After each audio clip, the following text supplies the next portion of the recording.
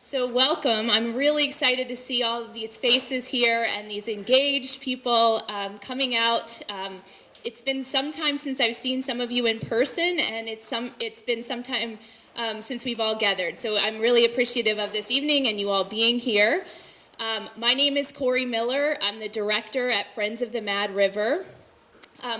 We have some colleagues here that I'd like to just introduce you to. My colleague Ira Shaddis from Friends of the Mad River is down here. And we're co-hosting the event tonight with the Mad River Valley Planning District. And we have Amy Tomaso here and Joshua Schwartz back here. And thank you to the Planning District and to the Friends boards and volunteers who helped. And I'm going to get to some kind of sort of space logistical things, and then we'll get on with things. So restrooms are here on the interior wall. Hope you enjoyed the flatbread and the veggies. It looks like there's still some back there. The heartfelt gratitude I feel towards George and Helen for welcoming us in this space, and George made us this lovely sign. So thank you so much. And George didn't think he would get to be here tonight, but he does get to be here. So we're really grateful also for the fresh celery from the garden. So thank you, Flatbread staff, and George and Helen. I tried to order up great weather, but it didn't work out. So one thing that happens in this room as the rain picks up is that the roof gets pretty loud. So if you could do your best to keep the sort of audience noise low, that would be great to help us be able to hear our presenters and hear each other when we're talking. Appreciate all of that effort in helping make this event a success. Please feel free to wear your masks if it makes you feel comfortable and helps you keep people safe around you. It's an invitation. And that's all of the logistics. Any questions logistic-wise? You got what you need? All right. So Friends of the Mad River's mission is working together with this community to help steward our healthy land and our clean water for our community now and into the future. And we've been really thinking about climate change a lot because it is here. Our community is feeling it. We are experiencing it in all sorts of different ways. And we want to bring this community together to sort of think about how we might build a strong and resilient community in the future. So that's the origin of this community climate chat. This is a series that we're running. This is the first of that series. So welcome and thanks for helping us kick that off. We have some invitations, I guess, to you. There will be another event on August 9th because we think that these community chats are important, that dialogue is important, that talking together is important, that we can't do this work that we need to do to build resilience alone. And so we want to bring everyone together. So that's one invitation, is to continue attending these climate chats. You know, maybe you want to be a speaker at a climate chat. We have some ideas in the stations around the room. You're invited. The other thing that we know is really important is that we need to dig deep and get busy and really get our hands dirty. And the other invitation, there are lots of ways to do that, but the invitation that we would offer is that maybe you're familiar with the group Bridge to River. This is a group from our community that formed in 2015 to build flood resilience and clean water. And they have worked for 7 years towards that goal and been quite successful. They created an action framework. They really started taking steps towards that goal and did a lot of really important work. And it was originally funded by the High Meadows Fund in partnership with Friends of the Mad River. And just last year, that group of people, that task force from across the 5 towns, decided to sort of elevate their work and broaden it to be about climate and community resilience. So we have our first Bridge to River 2.0 meeting in August of this year, and all are invited. It's about taking action, learning together, figuring out what we want to do, and taking action together. So that's going to be the place that Friends of the Mad River is going to offer this community as a way to do that, to really dig deep and get some action going. So those are our 2 invitations. Thank you for being here tonight. And let's see, one more.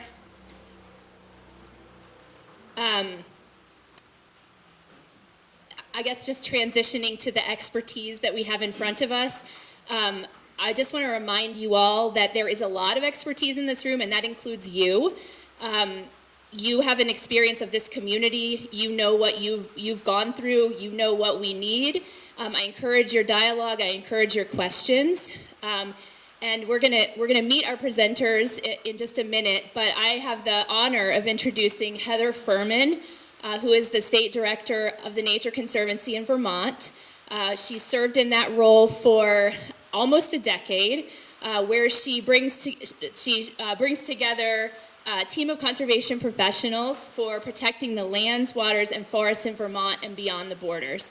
So we're really excited to have her here as our moderator to help us share our ideas and to share her voice. So welcome, Heather, and thank you.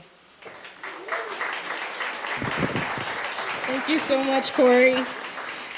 So it's so nice to be here. It's great to be in person. I know a lot of us were together in person this weekend for holiday festivities, and it's kind of like keeping the momentum alive to be together in a room and just sharing conversation. It's great to see so many familiar faces as well. I hope to be able to engage you all in conversation this evening, so welcome. I want to again thank Corey, Friends of Mad River, the Mad River Planning District for hosting these conversations. Some of you may be familiar with a woman named Catherine Hayhoe. Does anybody know who Catherine Hayhoe is? All right, a couple of hands. Well, I'm here to tell you. Catherine Hayhoe is the Nature Conservancy's chief scientist. She is also a nationally renowned expert in climate communications. You can catch her on the Jimmy Kimmel Show. Google her, and I think you'll be really impressed. And Catherine has a saying that she repeats over and over and over again, and that is, the number one thing that you can do to address climate change is talk about it. It's just talk about it. We don't talk about it enough in this country, and the more we talk about it, the more solutions we're able to come up with. So I'm really looking forward to this discussion. I'm also looking forward to introducing our panelists. But first, I want to share a couple reflections and also maybe suggest a way to enter the conversation this evening. We are bombarded constantly with bad news. I know this last week has been particularly rough. And the bad news is not just about climate change. We are living in a tumultuous time when there are very real impacts on our communities and on the environment that, frankly, can be really hard to witness. And the science tells us that the cumulative impact of bad news, day in and day out, is that we begin to lose hope. But tonight, I want to invite all of you, this community, the people in this room, your friends and neighbors, to engage in an inspired conversation about hope. One of my other science heroes, Jane Goodall, says that hope is not about wishful thinking or being passive. She talks about hope as a human survival trait. She says that, well, she spent 7 decades, she's almost 90 years old, she spent 7 decades studying primates, and she calls hope a human survival trait. Think about that for a minute. Hope is absolutely necessary to our survival. And she says, when we intentionally engage in hope and take action, no matter how small, we automatically inspire others to be hopeful. So that to me feels really good.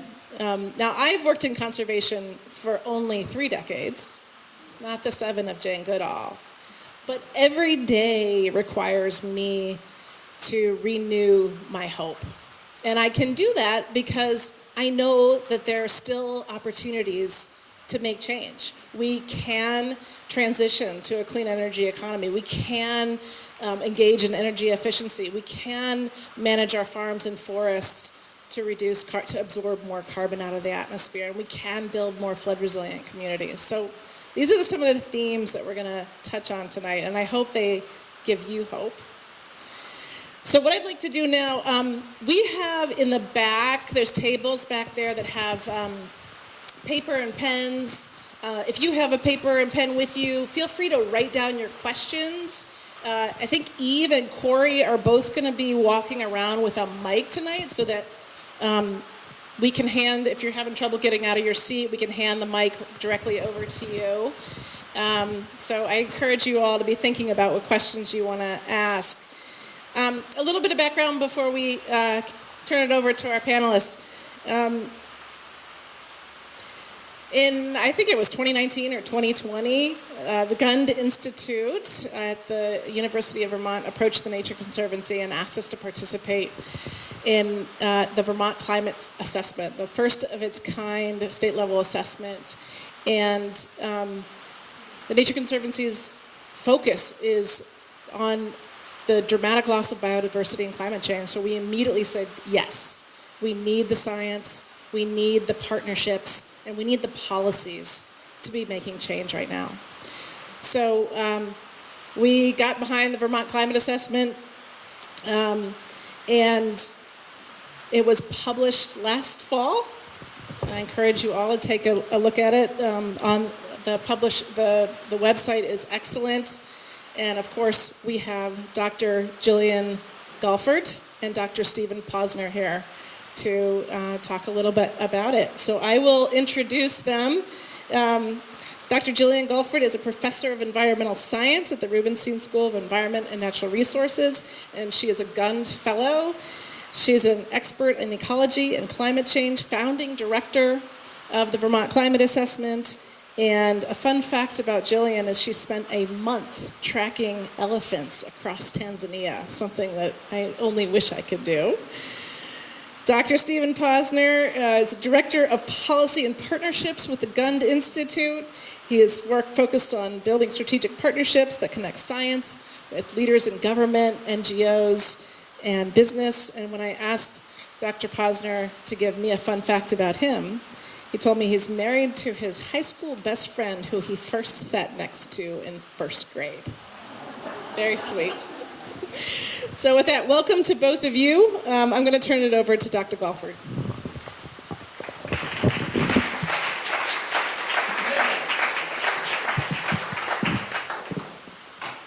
Good evening. That's great. We're hoping today will be very interactive, so Stephen and I have a few words that maybe are less interactive. Another fun fact about Stephen and I is that we both have very young kids at home, so this is normally bedtime. So pardon me while I use my cliff notes here to help me through this talk at quote-unquote bedtime. I want to take a moment to acknowledge many of the contributors to the Vermont Climate Assessment. I guess I can't talk and move my slides at the same time. Here we go. I'm just going to go this way. Take a cue off of Heather. So this slide is just to acknowledge the huge amount of work that went into the Vermont Climate Assessment. And in fact, some people in this room may have even participated as stakeholders that we interviewed to really take the pulse and find out about the burning issues on the front of people's minds in Vermont. So thank you to all those people who contributed. I also want to take a moment for us to kind of ground ourselves in this place. I actually come to environmental science from geology. So when I think of grounding ourselves, I really think about the special land that we sit on right here today in the Mad River, the geology that's been here for thousands of years, and the ecology and humans that are sort of layered on top of it. So take a few moments, maybe take a deep breath, listen to the rain on the roofs. And I want you to think about this question. When was the last time it struck you? When did it strike you what a wonderful place you live in? Was it this winter? Maybe when you were skiing? Was it the sunrise over the valley yesterday? And you all are Vermonters, so it might have even been 10 minutes ago in this lovely summer rainstorm. And one thing I've learned about Vermonters, I'm not originally from Vermont, I will fess up to that, but one thing that I've learned about Vermonters is they really know their landscape. They're very in touch with what is happening. Here's a few examples. Maybe you know that your lilacs bloom about 2 weeks after your neighbors just down the road. Maybe you know the time of year when the first hay is cut. Maybe you know when the hex hatch is on and it's time to grab your fly rod. That's something we do in our family. And you probably know when not to go on your favorite hike because it's black fly season. Some of these things have been the same for decades. Vermont is a rural state, and we enjoy our rural character, and that hasn't changed very rapidly.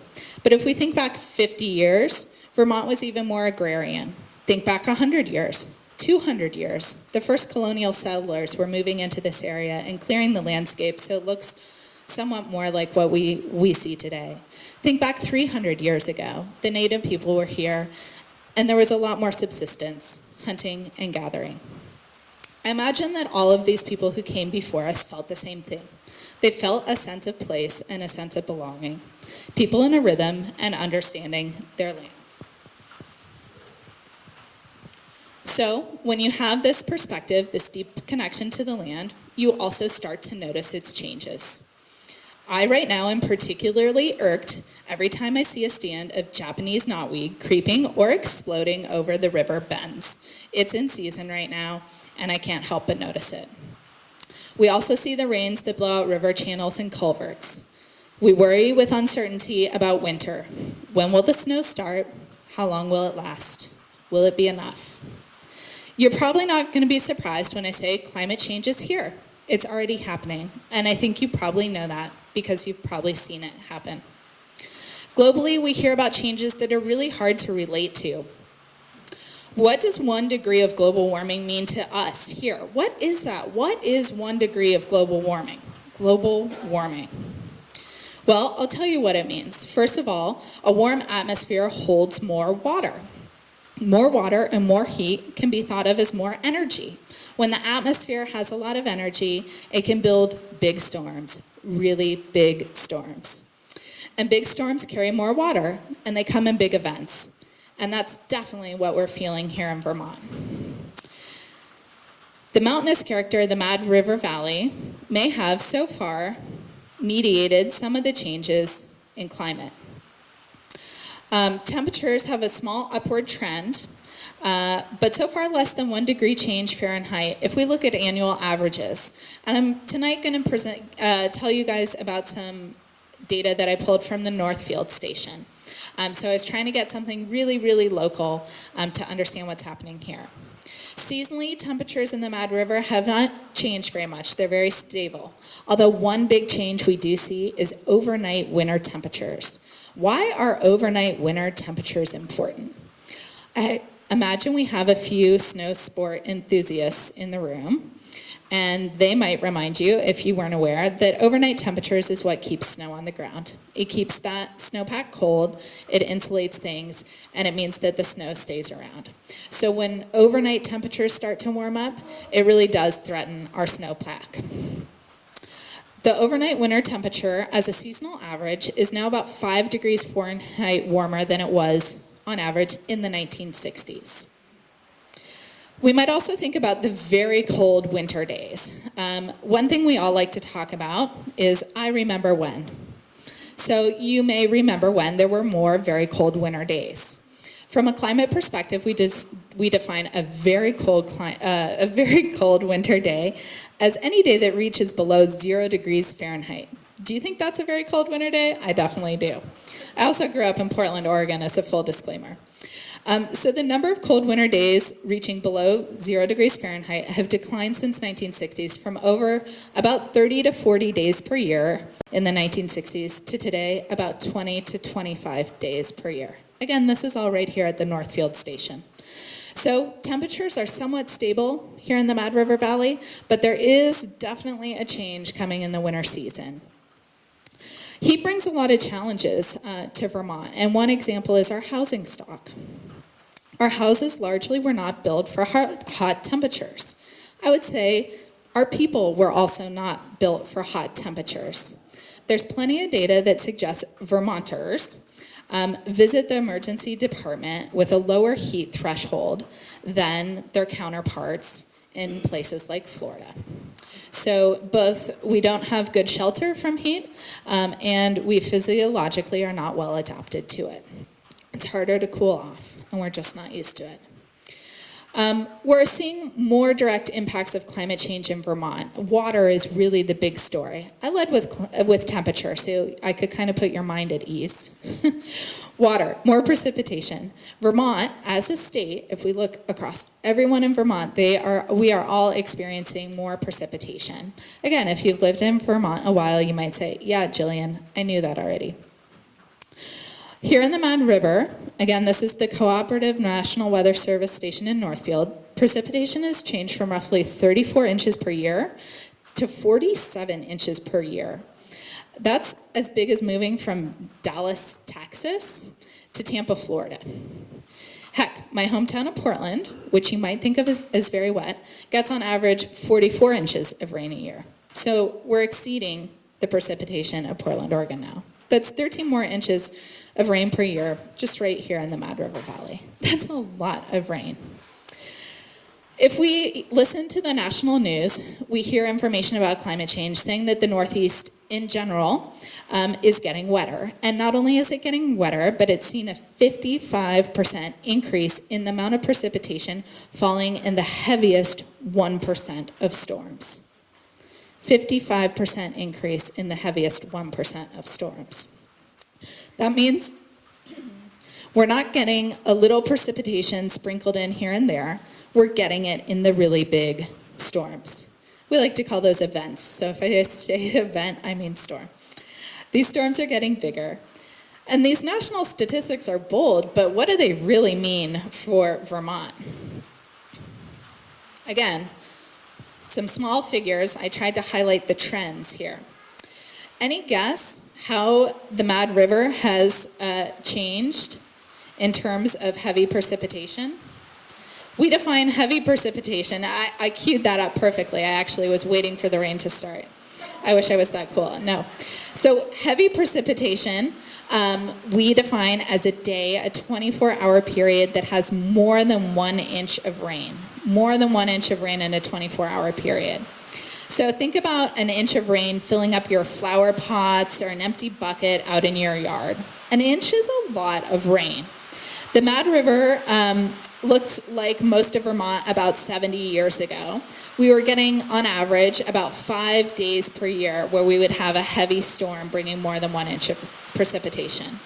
So anyone want to guess today, how many days of heavy precipitation does the Mad River get? What do you guys think?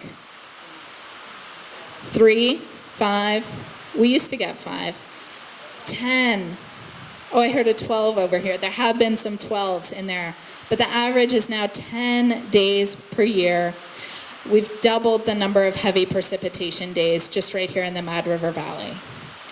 And if you think like a raindrop falling from the sky, hitting the roof above us right now, where is it going? It's heading to our rivers. And the Mad River near Moortown is monitored by the U.S. Geological Survey. So I wanted to see what their data said.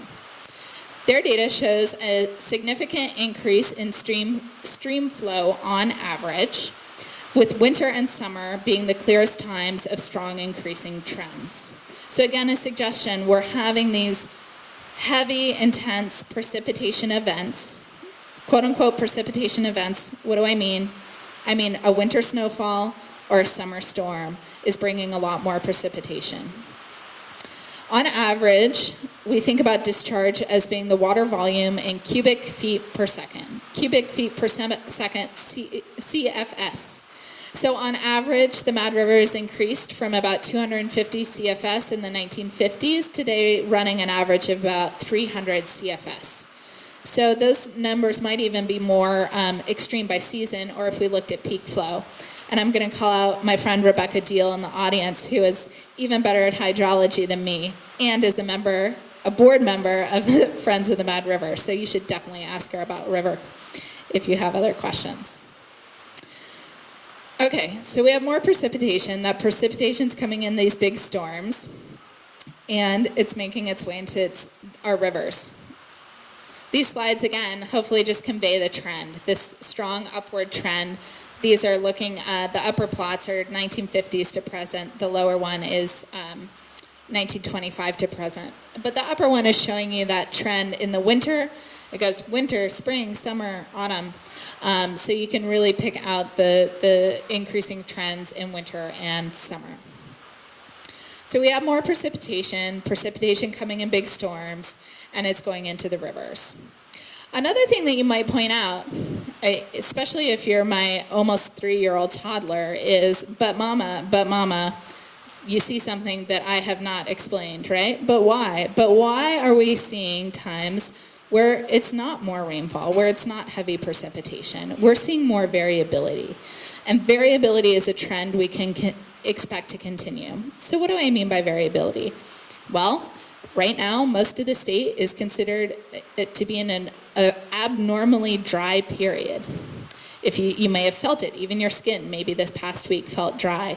At least over in my town of Heinsberg, it was feeling very dry. Our rivers and lakes have a lot of water in them for this time of year, but the ground is incredibly dry. We've been very short on rainfall. And in fact, over the past 2 summers, we've had a very high number of drought conditions across the state of Vermont. So on one hand, we have this heavy rainfall, these extreme events, and on the other hand, we may have more frequent dry spells or droughts. That's a doozy. Climate change is a disturbance. As an ecologist, I think of things that happen when a system is disturbed. One of the things we might expect is the opportunity for invasive species to move in. Here in the Mad River, a disturbance could be a river channel blowing out after heavy precipitation and high river discharge. Species like Japanese knotweed, my favorite, are nimble. They move in fast and grow in a way that excludes other vegetation. This is where I think things get even more interesting. And maybe I'm perverse to say they're interesting. But climate change really doesn't happen in a bubble. It's not just about the precipitation and the rivers and the Japanese knotweed. It's also about what humans are doing. So we have caused climate change, but we can also do things about it. And I think Stephen will touch a bit more on what we all here in Vermont are working to do to address climate change. But what I'm thinking about right now is really the complex interactions that happen with humans and nature.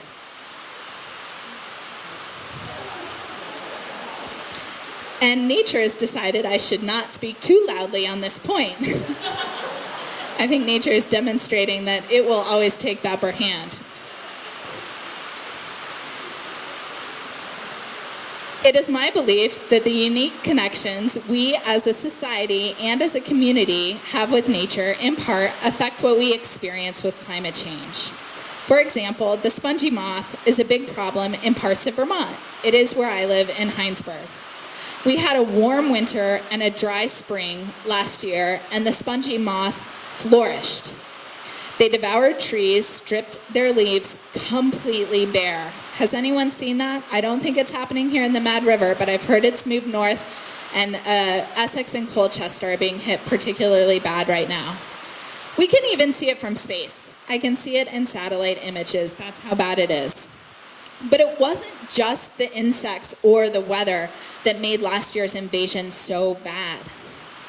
We were in a global pandemic. Few were vaccinated. Social distancing meant that the state of Vermont could not send their spotting crews up in a small prop plane for hours on a time to spot and target the spongy moth. It was a social and public health issue that spawned an ecological, really, in my mind, disaster. It was the perfect moth. It was the perfect moth. It was also the perfect storm. The spongy moth was there, the weather was right, and we weren't able to do anything about it because of the pandemic. When I first moved to Vermont, it was on the heels of Tropical Storm Irene. Literally, I drove through as the National Guard pushed 9 feet of sand off the road. I was in the Rutland area. People at that time were really worried about water, specifically too much water in Vermont. The other thing I was hearing people talk about a lot was how Vermont might change if we received a lot of climate refugees. Well, this was 2012, and there really was no data or any suggestion except for people's heart and their impression that people would want to move to Vermont. Then Hurricane Sandy hit our southern neighbors. We saw people relocate to their second homes in Vermont. Did they stay? Not sure. Most of the data was still anecdotal. Then COVID hit.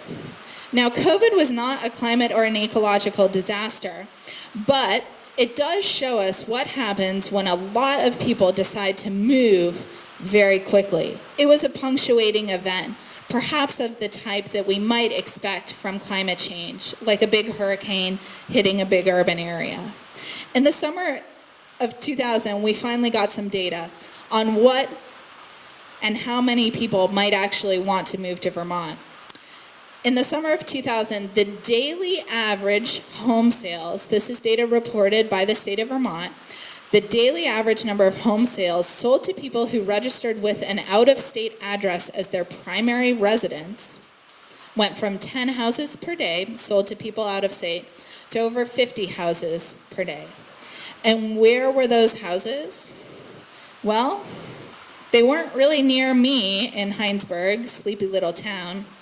They were places like Stowe and the Mad River. So what does that tell us? It tells us when the going gets tough, people look to Vermont. We're within 500 miles of a number of huge metropolitan areas, and Vermont is a very charming and attractive place. COVID wasn't a climate event, but it does give us a glimpse of how people respond and move.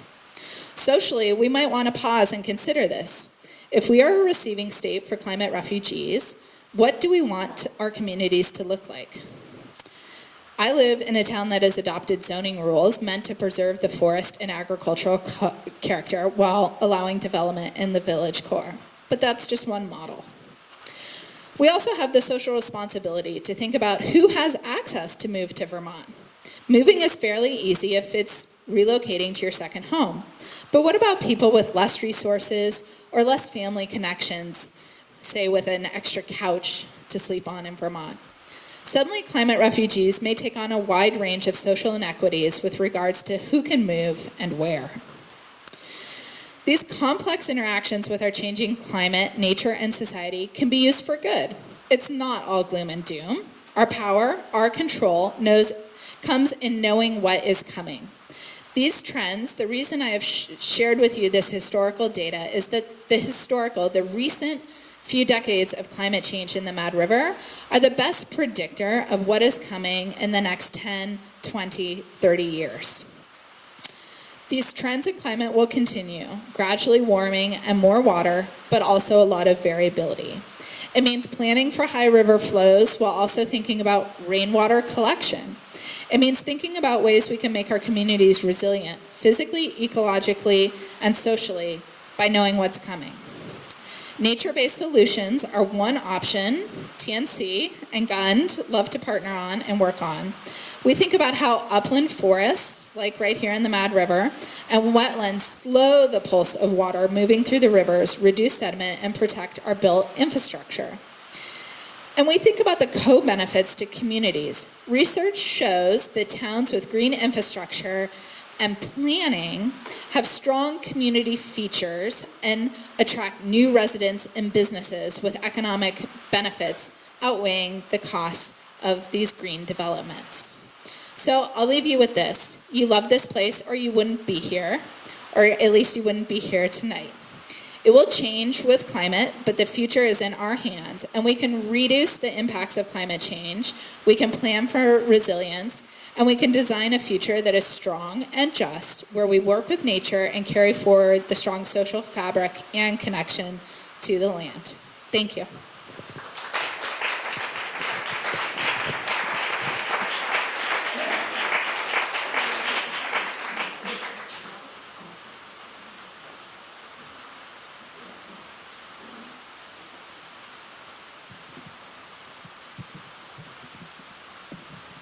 Good evening, everyone. I'll try to speak a little more into the microphone. Can you hear me okay in the back with the rain? All right, I can be even louder if needed. Just give me a hand signal. Thank you all for being here tonight. I'm very honored to join Dr. Galford and others tonight to speak with you about the Vermont Climate Assessment. This is a strategic partnership between the Gund Institute and Vermont TNC, the Vermont chapter of TNC, and it's a perfect example of research that inspires action. So I'll share a little bit about how the research has interacted with decision making to help inspire action.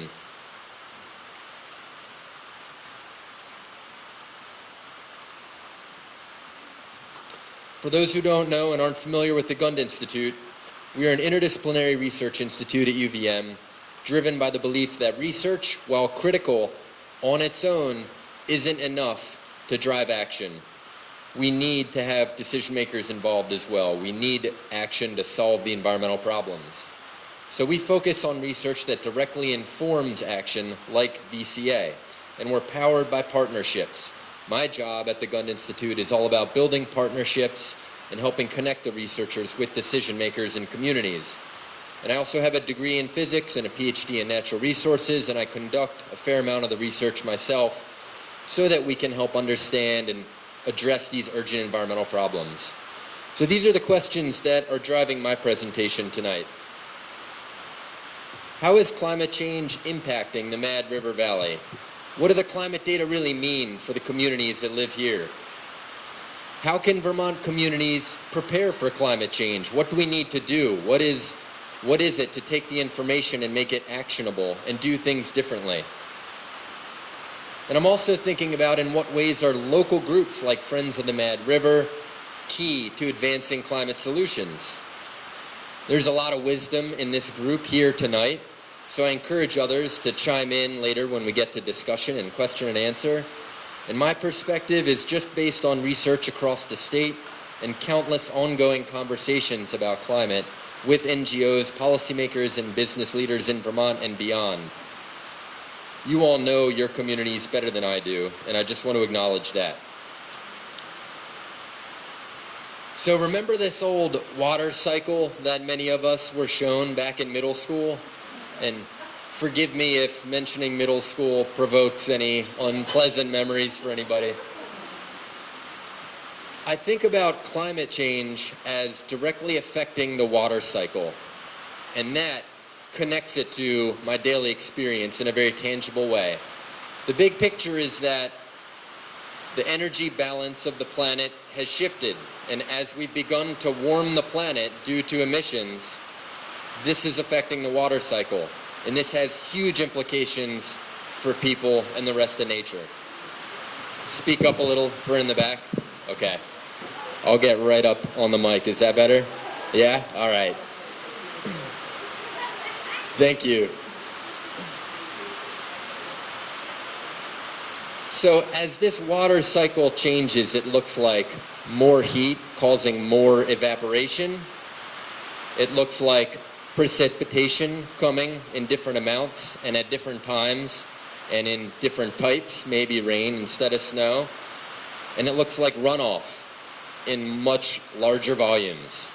So this entire water cycle has shifted, and it's carrying in trends that we can look at the data and map out.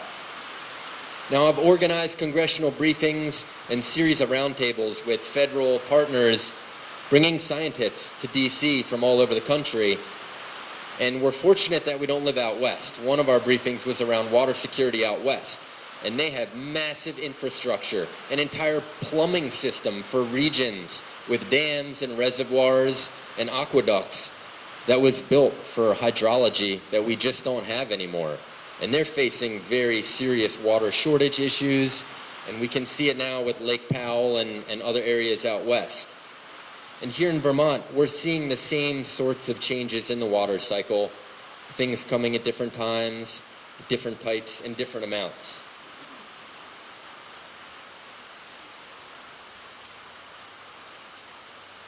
Key here is recognizing that modern society is built on some key assumptions. Assumptions about the consistency of weather. Not anymore. We can't rely on those assumptions. Climate change is challenging them, and we need to adapt, essentially. So the value of VCA is all about providing useful information that empowers us to be able to adapt. And it helps communities make sense of climate data so that we can prepare for future impacts across key sectors. What does climate change mean for the Mad River Valley? Here are 5 key messages, key findings coming out of the Vermont Climate Assessment. Number 1, climate change is here, it's happening now, and we know it's happening from our direct experiences and heaps of data that validate what we're seeing. 2, Vermont is getting warmer, and winters are getting warmer more quickly, about 2.5 times more quickly than the increase in average annual temperature. 3, Vermont is getting wetter, just like anyone outside of the pavilion is right now. Average annual precip has increased by over 20% in the last 100 years. But, as Gillian mentioned, more heavy rain mixed with prolonged dry periods creates the conditions for drought in parts of the state. 4, multiple interacting factors in complex systems can lead to surprise, and we should expect surprises in the way that climate change affects things like the movements of wildlife and invasive species and people. 5, climate impacts and risks will increase without action. So let's dig in on a few of the specific chapters that I think are relevant to the Mad River Valley. The first being recreation and tourism. Climate is impacting recreation across all 4 seasons of the year. Skiing is being impacted, as many of us know, through the length of the ski season, snow quality, snow making, and snow storage. When we released the VCA report last November, people noticed the projected impacts of climate change on the ski industry here in Vermont. And that makes sense in a place where a lot of people abide by no work on powder days, I'm told, and I abide by that myself. Research studies on climate and the ski industry from New England, Eastern Canada, and other regions are summarized in the VCA report. In springtime, mountain bike trails obviously affected by heavy rainstorms. And last year, I personally chose not to ride my bike more than once because of wildfire smoke blowing in from fires thousands of miles away out west. And guess what? The other day I was rock climbing maybe 30 minutes from here, and I met a nice fellow named Ruben from Reno, and Ruben was looking to move to the area, and he lives downwind and down elevation from all the wildfires in Tahoe, and he wants to move to Vermont to escape the terrible air quality that he experienced last summer. He used the word climate refugee to describe himself and others like him who he knows who are moving from areas that are being very impacted by wildfires. And in fact, a study published just this year that many people may have seen evaluated all of the counties across the entire country and ranked them by those safest from direct impacts of climate change. Lamoille County was the #1 safest county in the country from direct impacts on climate change, according to this study. 6 of the top 7 counties were here in Vermont, and Washington County was in the top 50. So when people see that, and U.S. World News and Report had a nice piece on it, when people see that, they want to come to Vermont, and it's happening. So preparing for climate change means preparing for people wanting to move here, and it's not necessarily a bad thing. We have to consider if we're ready for this kind of climate impact that we're already beginning to see. Water resources was another major focus and a key chapter in the Vermont Climate Assessment. And the water resources here in the Mad River Valley are changing. More overall precip, more extreme weather, more variation, these longer dry spells and potential drought, and the risk of flooding that damages roads, bridges, and buildings. The Halloween storm just a few years ago produced 3 to 5 inches of rain in a single day and broke multiple records, leading to extensive flooding and over $6 million in damages to infrastructure across the state. After Tropical Storm Irene came through, I saw this firsthand when I was part of a disaster relief team in Waterbury, just down the road from here, and it's impactful. In terms of flood risks, and to better understand them, a recent gun-supported study provided the first ever comprehensive map of flood risks across Vermont's Lake Champlain Basin. The new mapping tool is critical for risk management. It's available for anyone who would like to take a look, and it reveals greater flood hazards in more detail than existing maps. Researchers did find that those who are least able to prepare for and recover from flood damage face the greatest threat. So that equity dimension is important to keep in mind. Here's the good news. The research team calculated that restoring key state floodplains could reduce flood-related damage by 20%. So we need to think about floodplains and wetlands as green infrastructure that can protect communities from flood damage. They absorb floodwaters, reduce the amount and the speed of water that reaches communities. And these nature-based solutions are an effective and low-cost way to adapt. As climate change brings more severe storms, the value of these natural assets will only increase. And they provide a range of other benefits: wildlife habitat, outdoor recreation, and a way to improve water quality. I encourage people to check out the Functioning Floodplain Initiative. It's a collaboration among the Department of Environmental Conservation, TNC Vermont, the Gund Institute, and others. And the aim is to identify high-priority projects to restore and protect some of these stream and wetland functions.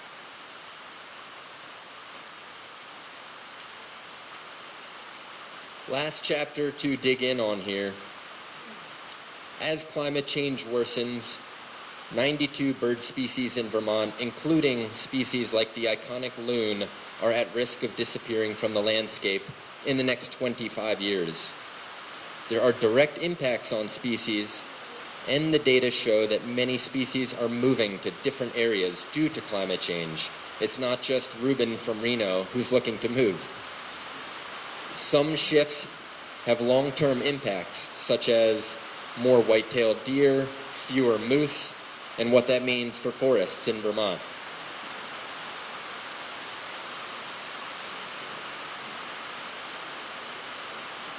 So let's consider the whole picture again, just for one moment. Absorbing all of this information about climate, getting the too quiet in the back signal again, thank you. Absorbing all this information about climate change can have a psychological impact. I think of this as a slow motion version of what people felt when they first saw images of Earth from outer space for the first time. Some people have called this the overview effect, for how the experience can cause a change in perspective. They've described it as a cognitive shift in awareness. VCA shows us the impact that we're having, and the data are too strong to ignore. The impacts of climate change on Vermont raise important ethical and moral questions now that we know what are we going to do about it? What are we willing to do about it? And so I hope all of you will consider ways to engage. A few quick ideas here as I wrap up, because I feel like the Mad River Valley could really lead the way in the state in terms of adapting to climate change. So for the Vermont Climate Assessment, we summarized over 750 scientific publications, and we incorporated input from over 150 stakeholder interviews and surveys, and we need you to inform the next version of VCA. We're having conversations with potential partners about future state climate assessment, so please get in touch if you'd like to be involved or support these efforts. The Vermont Climate Council, created by the Global Warming Solutions Act of 2020, established requirements for reducing greenhouse gas emissions and laid out objectives for building resilience and promoting adaptation. The council developed an initial Vermont Climate Action Plan that I'm sure many here are familiar with, and they're identifying actions that Vermont communities can take to better prepare for more extreme weather. I hear that you're going to have a chance to connect with Jane, a person at Agency of Natural Resources who has managed the council's work at a future climate chat in August, and that's a great opportunity to learn more about the climate toolkit that they're developing, learn about their ongoing policy work related to transportation, biomass, a renewable energy standard. And lastly, I would say, talk about climate change, vote, get your friends to vote, And be inclusive in the way you talk about climate change. Welcome people into the conversation. Don't make it like you know about that band that others haven't heard about yet. Make everybody a part of that cool group. So I look forward to hearing from others tonight about local planning. We've got Amy, John, others who are real experts in this area. I think roads, ordinances around floodplains that connect these features across the landscape. All of these things need to be on the table, and we need to rethink the way that we're planning our communities. So I encourage you all to reach out to learn more about VCA and how this kind of research can be made more useful in your communities. Thank you for listening amidst the rain. I appreciate it and look forward to the discussion.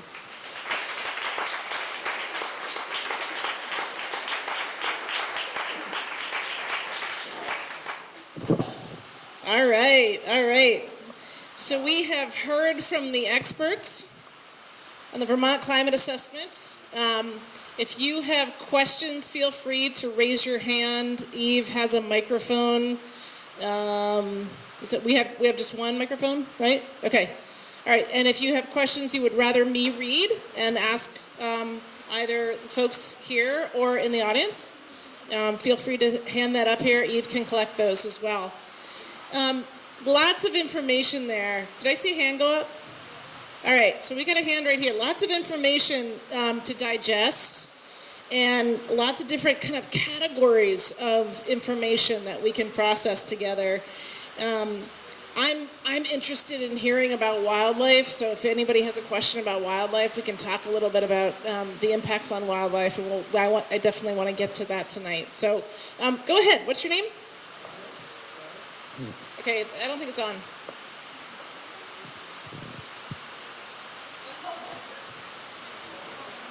Dun, dun, dun. All right. Right now. We're going to get some tech support here. 1, 2, 3. Okay, yeah, speak real close to the mic. Yeah? I can hear you. Okay, great.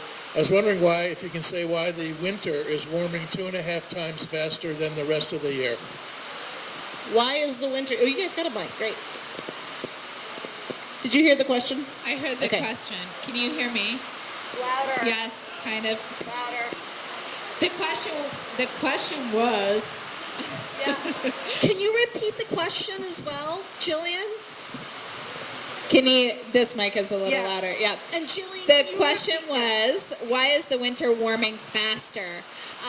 That is a good question, and off the top of my head, I'm trying to remember my climatology rationale there.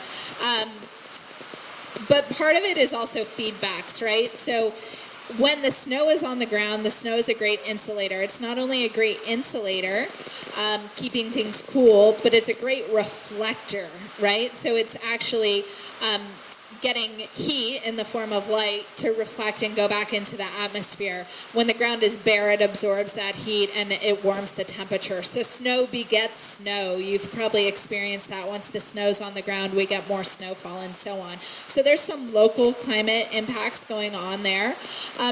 We also think about things like the polar vortex. How many people don't remember the polar vortex existing 2 decades ago? Well, it didn't. It didn't because of the way we're changing our global atmosphere. If you think of the jet stream, and again, I'm from Portland, Oregon, so I've flown a number of times. Yes, it's a huge carbon footprint, but flown from the East Coast to the West Coast, and you're fighting that jet stream. As we're disturbing high latitude snow and sea ice, we're actually disturbing the pressure gradient. So high pressure near the northern pole, lower pressure near the equator, and that allows the polar vortex to actually dip down over us. Well, it also allows the opposite to happen. It allows warm lobes of air to sort of push up over us. And both of these phenomenons, where we get locked into cold patterns or have these sort of long periods of warming in the winter, both of those are really not observed in the long-term historical record. So we're observing them in climate data and weather data from the last 20 years, but we define climate usually over 30 or more years. So we're seeing a lot of events that make it really hard. The weather forecast, for example, has a very hard time predicting when a polar vortex will break up.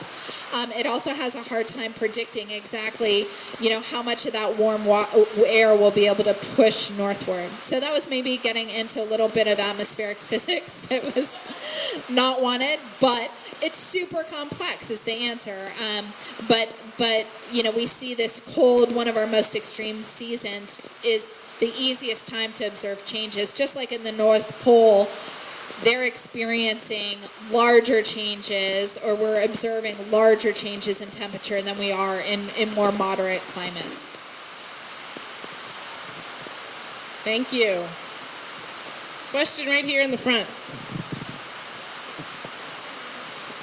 Hi, thank you for a great panel. My question is twofold. One is, what can local homeowners in the Mad River Valley do that's most impactful in benefiting the environment? We all know the reduce, reuse, recycle, but if you had to point at the low-hanging fruit or the areas you think would have the biggest impact for homeowners that they could do with their property that would be most helpful, what would be the 2 or 3 things? And then the other one is on the political level in the state of Vermont. Most of the elected officials are, at least nominally, pro-environment. What are the key policies that have not yet been passed or legislation that you feel needs to be advocated for? So I'm gonna ask one of our local folks to answer the first part of your question, but I want to take the opportunity to answer the second part of your question.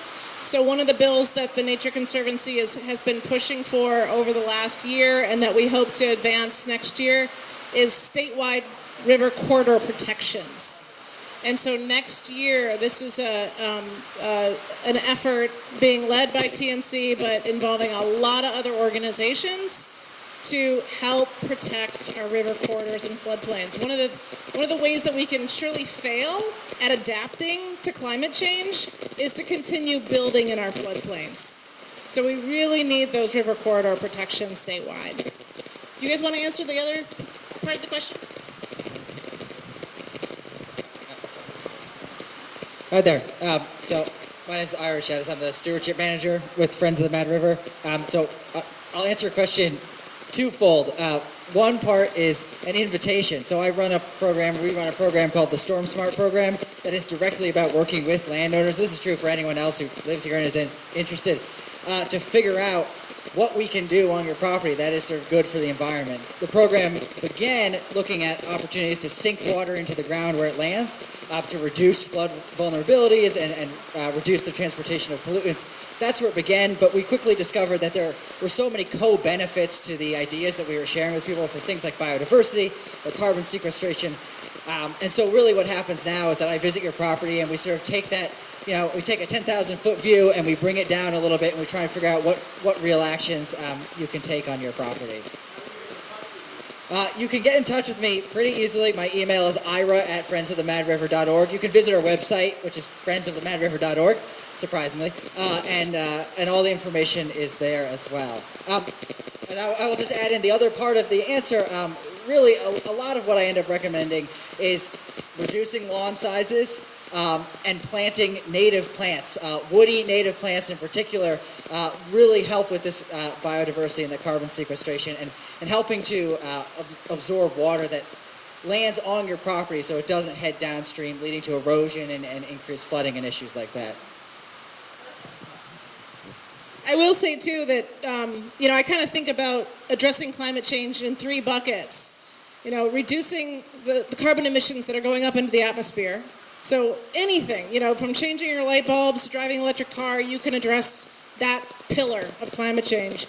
Adapting to climate change. So some of the things that Ira was just talking about. Doing things that reduce the amount of water that's running off your property and increasing native species on your property. And then absorbing carbon. So the way that we manage our land, the way that we manage our forests and our farms to absorb more carbon. So those are 3 different ways and 3 different paths that you can think about in terms of what you can do to affect climate change. Other questions?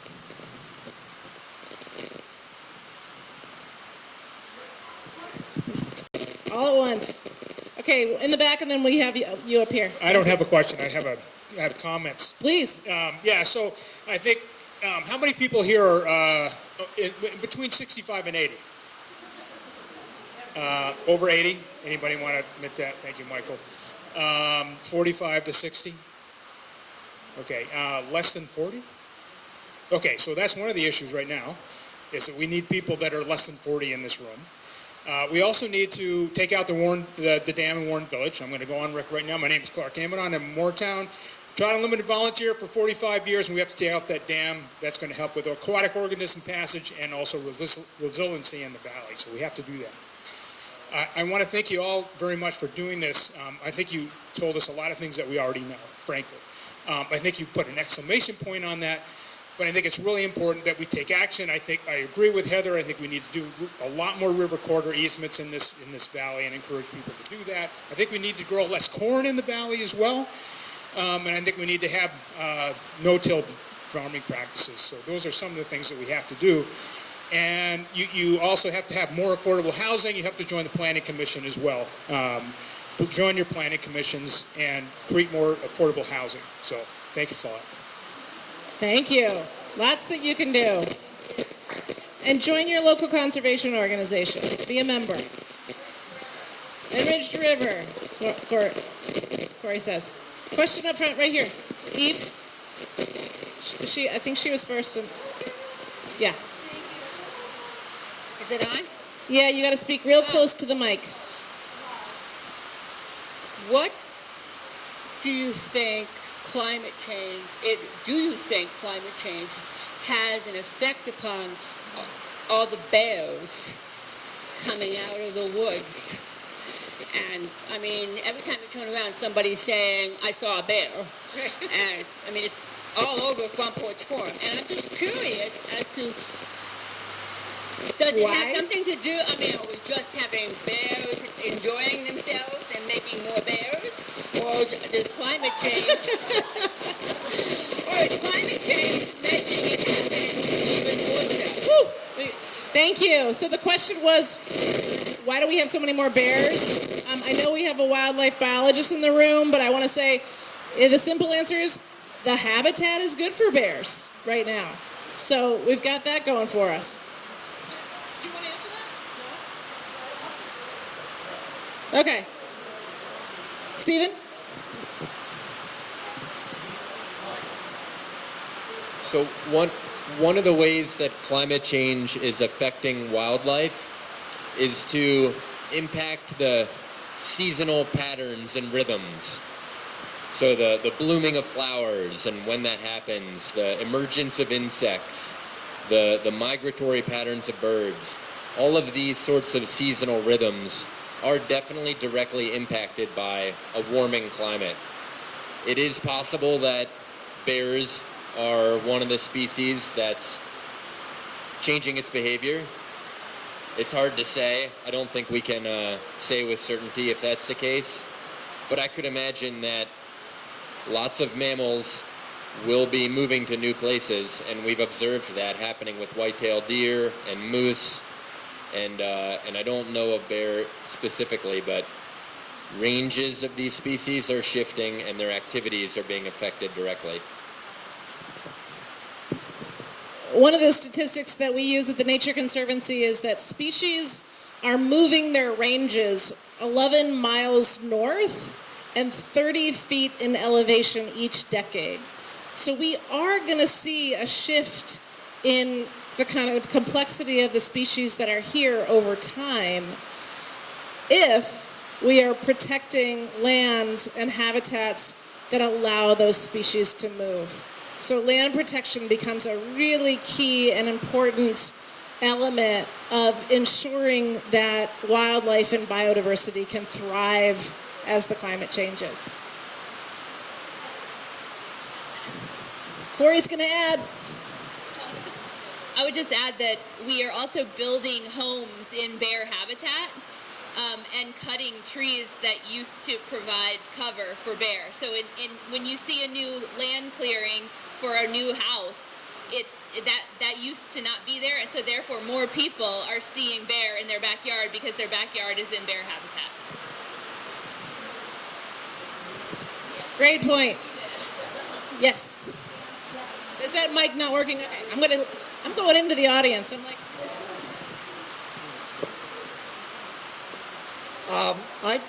Can you hear me?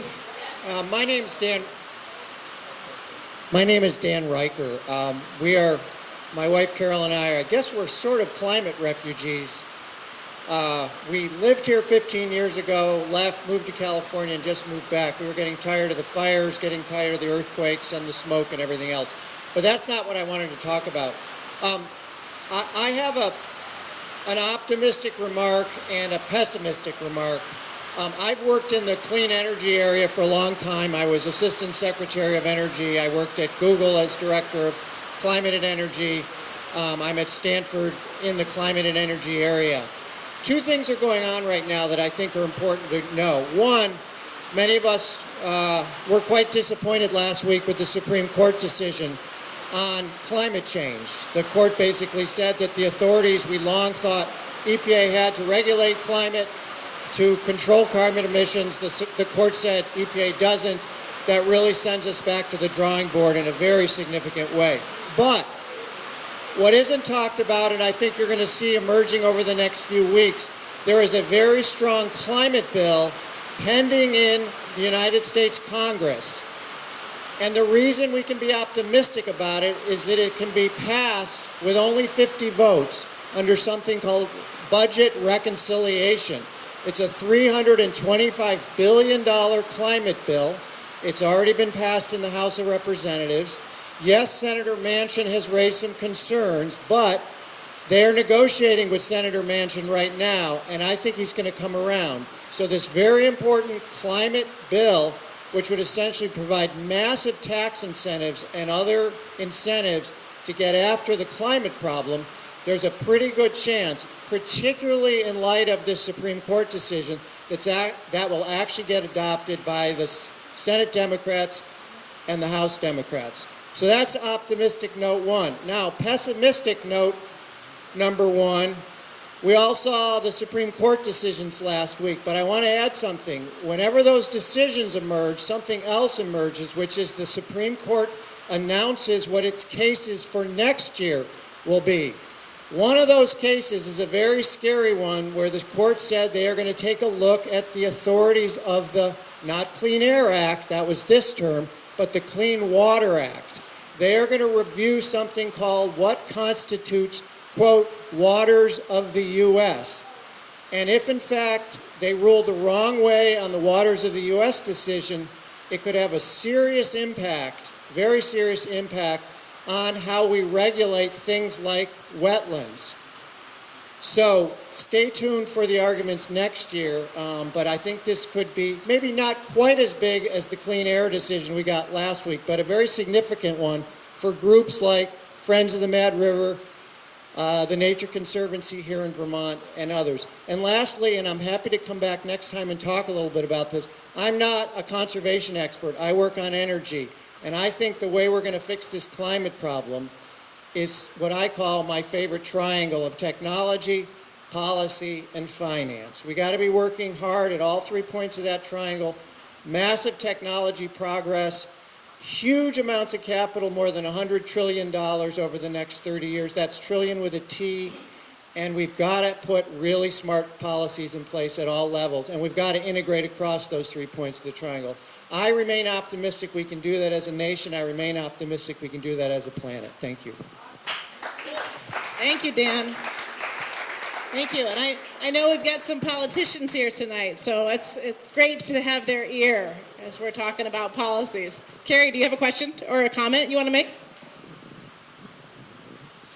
Come on up. It's really hard to follow Dan Riker on anything. But just to compliment something that Dan has said, which is awesome, is what we can do, and that brings that message of hope. One of the things we're trying to do at the legislature is look at forest blocks. Because we recognize that forest blocks do a multiple of things. One is it protects our headwaters. Second, it keeps our forests, which we need our forest economy, so it's important for our economy. It helps our recreation, especially in this area where we so much rely on outdoor recreation. It allows us for that type of access. And it helps the ecological health of our landscape, because how many of us all enjoy either hunting or birding or hiking? It provides for that. And so one of the things we're trying to do here in Vermont is to look at our forest blocks and manage them differently. Very much interested to see that as a strategy. It's a climate resilience strategy, but really need to hear this from you all in terms of this as being an important priority moving forward. Thank you, Carrie. And let's not forget the carbon sequestration power of a well-managed forest is so important. Thank you. I can't resist jumping on the hope and optimism bandwagon. Recently, the Municipal Energy Resilience Initiative bill became law, and everyone here should know about this so they can help their cities and towns access the funding. There'll be about $45 million here in Vermont that will set the stage for investments in weatherization, heat pumps, other kinds of carbon-saving technologies, and resilience measures. So hopefully you can have some of that funding here. It's specifically designed to include rural and smaller, sometimes disadvantaged communities across Vermont. One-time funding, but $45 million across Vermont is something to celebrate, I'd say. Thank you for that, Stephen. Let's take just a couple more questions. We have a hand right here, and I think, do we not have any? Oh, you were first, and then you. Can I give you the mic? I think I can walk all the way to you. My question is about rivers. Somebody told me that we're not allowed to dredge our rivers, and I just can't understand that. I mean, aren't rivers meant to help us get water to the sea or lakes? And why are we not allowed to? Yes, I can repeat that question, and maybe somebody can answer this one. So the question is, why can't we dredge our rivers anymore? We used to be able to dredge our rivers. They help us navigate to the sea. So what is it about the changes that we have seen that doesn't allow us to do that anymore? So I moved to the Sable watershed in the Adirondacks right after Hurricane Irene, and so I saw some of the same exact things in the Adirondacks happening that happened in this watershed. And in Irene, you all saw the machines in the rivers dredging, and it makes intuitive sense to us as humans that you need more space in the rivers for the water, and so you should dig down. And what I know from watching what happened after Irene is that when you do that, it affects downstream and upstream. That what you dig will follow upstream and cause more erosion upstream and causes more deposition downstream. It really changes the channel in a way that is exactly opposite of what you're hoping for, because it puts the river into what's called disequilibrium. It makes it wonky. It's not putting its sediment down where it's supposed to, where it can.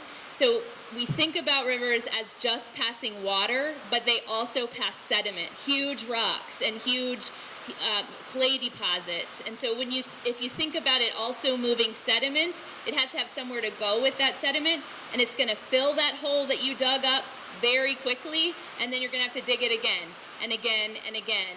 And each time you do that, it affects up and downstream. So I think what we know of when it used to work to dig into rivers is actually the 30 years ago, before the precipitation regimes changed dramatically.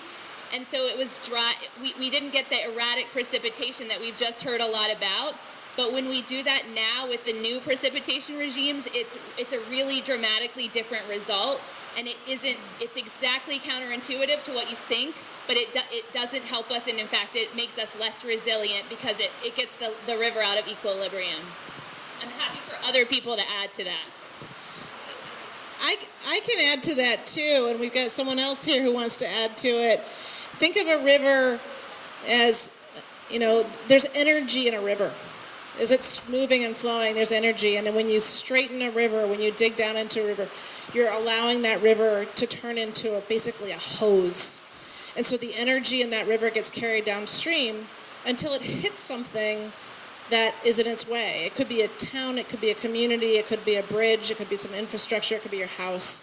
And the force of that water is going to wipe out whatever it hits. And so a healthy river is a river that's able to move, is able to access its floodplain, dissipate some of that energy, drop its sediment load, contribute to the health of that river and the biology in the floodplains, and continue to move on at a slower pace that doesn't impact our communities and our infrastructure so severely. So that's part of the answer. It has been my experience. Okay, can you hear me now?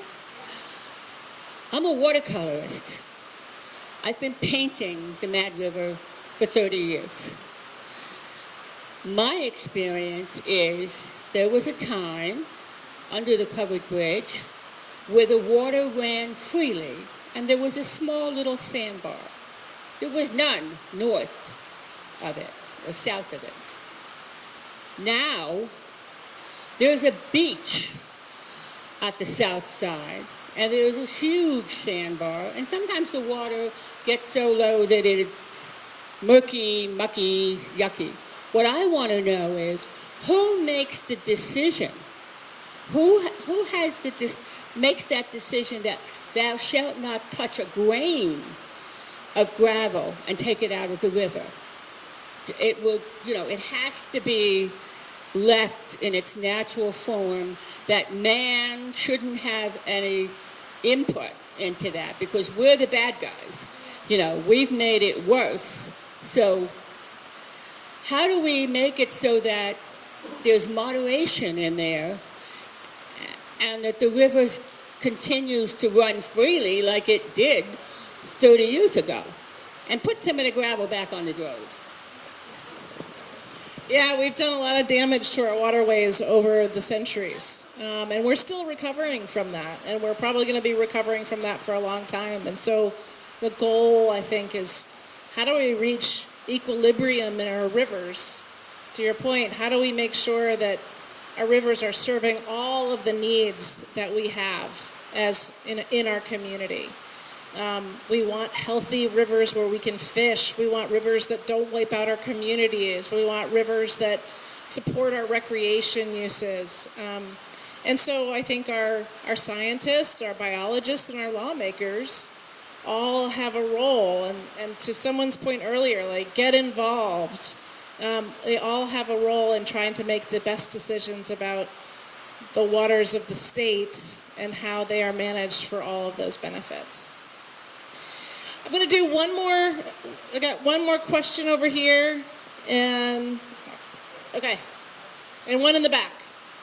All right. We have all kinds of hands going up. So I think you have to come up here because I can only reach so far with this next one. All right. Hello. Hi. I'm Jeff Brower. I live in Warren. The thing that stuck out to me in the presentation was the doozy of these intense rain, but then we have drought. And so I'm wondering, is there the recommendation from the panel that as a community or as a state, do we need to really be thinking about building infrastructure for water capture, collection, redistribution? And has anybody been talking about that, and what would that look like? I know at the individual homeowner level we're talking about that, but as a community at large, there's a lot more land to cover. So what would that look like? Great question. Who wants it? Corey. All right. I'll start, and others can grab this also. So as part of the Ridge to River initiative that began in 2015, the 5 towns worked together to work on what's called stormwater master plans. So each town in the watershed now has gone through a process of identifying opportunities to sink water into the ground, slow it down, build that sort of the nature-based solution capital. Irisville, for example, has a few locations that are really important for sinking water into the ground and holding on to it. And thinking about stormwater needs to be part of how we think about our infrastructure and our systems in general in every decision that we're making moving forward. Every single time we do something new, we need to think about stormwater in the way that we maybe used to think about wastewater. And we need to think about those, how do we incorporate green infrastructure into these systems as we're building them. So each town has a work list. We've been kind of checking our way through that work list with regard to those stormwater master plans. The schools, we've done some work at the Warren School, at the Harwood. There's a rain garden that was built at Harwood to filter roof runoff. So that's sort of like a really municipal level in partnership with Friends of the Mad River and the state with their funding as one approach that we've taken. Just 2 quick things I would add. I mean, those are amazing to hear about from local experts. Nature-based solutions, getting the floodplain reconnected to the river, keeping wetlands intact. These natural ecosystems provide functions to slow down stormwater, help it sink in, and get back into the groundwater. And the second thing that comes to mind is the examples in California of groundwater recharge. It's a huge sector of the economy and research out there, I would say. Almond groves and a lot of the agriculture out there is reliant on groundwater, and they've learned really good lessons about how to manage water in a way that recharges the groundwater. Yeah, and to that point, we in Vermont, we have lost upwards of 80% of our wetlands. 80% of our wetlands have disappeared, mostly due to farming and uses that we need. But with a transition that's happening in the agricultural sector, transitions on the landscape, we have an opportunity now to restore many of our wetlands. And we see farmers who are interested in converting, low productivity soils and areas on their properties back to a wetland function, which can, help to capture some of what's happening and provide wildlife habitat at the same time. So it's kind of a win-win. Yeah, Ira, and then I'm going to take one more question over here. I just wanted to add for context that most of the land in the Mad River Valley is privately held. And so it might seem like one little homeowner doing one little project isn't that much, but it's a collective project, right? And that includes agriculture, includes farmlands, includes uplands in the headwaters. You probably have, I've been all over, I've visited 120 something properties across the valley through our Storm Smart program, and there's always something that can be done on every single property. And so, find a way. Yes, the young woman right here, you had a question? Yeah, you. Let's see. I think I can reach you. Okay. I'm Harmony. I'm 13. I go to Harwood. And I was just wondering, how do I get people to care? Because, sometimes I try to make people care, but they just care what's, convenient for them. But it's not, convenient for my generation. It's future. So, what do I do to make people actually want to do anything? That is the question. Woo! Who wants to take that question? How do you get people to care, especially young people? Make a lot of noise. You want to answer, Gillian? Yeah, I hear you, girl. I got my PhD in a department that was all men. So I'm pretty used to being the voice in the room. And as Heather and all the women on this panel, the women in science were few and far between. And you just keep going. As Heather said, you keep having those conversations. You keep talking about it. So walk your truth. If you're interested in this, get out there and do something. There are some incredible youth in Vermont who are really active in making sure that we're paying attention. One is the Vermont Youth Lobby. Stephen can correct me if I'm saying the wrong terms, but they're very active in the State House. And I would encourage you to see if there is a local chapter. Maybe you could even start one at your school or get involved on the state level. Set your eyes on the prize. The Vermont Climate Council appoints a youth member every year, and when you're in high school, you can be on that council. So there's lots of things we can do. And I would also remind you that in Vermont, we're pretty progressive. We are setting the model for the nation. So think not just about your peers at your school, but about people all over the country, and what lessons do we have in Vermont that we can share with the world. Our composting law, the fact that your generation grows up with composting being sort of instinct. That's how recycling was for me. I remember in elementary school they had people come and sing songs at school assemblies about how to recycle. It was new, and now it's ingrained. So, part of that is a generation and cultural shift, but keep going. We're all here with you too.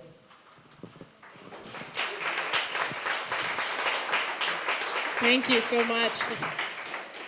Any final questions? Seeing that, now that the rain stopped, right? It's like, well, Mother Nature had something to say to us tonight.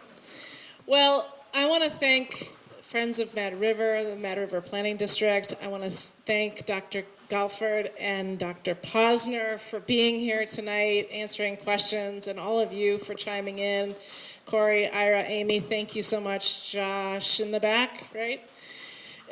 This is really great. It's great to be part of a community conversation and talk about real issues that are happening on the ground. I would want to encourage you, there was a question earlier about what can I do, get involved, what can I do on my own property. I think Vermont has more nonprofits per capita than any other state in the country. And we're all out here, working hard, doing good work. You have an amazing nonprofit here, Friends of Mad River. Join, get involved, come hang out with the Nature Conservancy. We're doing all kinds of restoration work on our properties all over the state. We would welcome you to be part of the solution with us. Become a member. We are fighting the good fight, and we need your support. So that's my appeal to you. What else? Anything else I need to do before we're keeping the bar open until 8:15. I think that's really important. Anything else, Corey, from your end? I would just say our next event is on August 9th. Stay tuned for more information with Jane Lazorchek, a focus on the Vermont Action Plan in the same venue. It hopefully will be super sunny and lovely. The sign up for Ridge to River is right over here. If you are interested in learning more or being part of these conversations as we work towards community and climate resilience, please sign up, and we'll invite you to our next meeting, and we'll start to work together. Terrific. Corey, thank you so much. Thank you all for being here.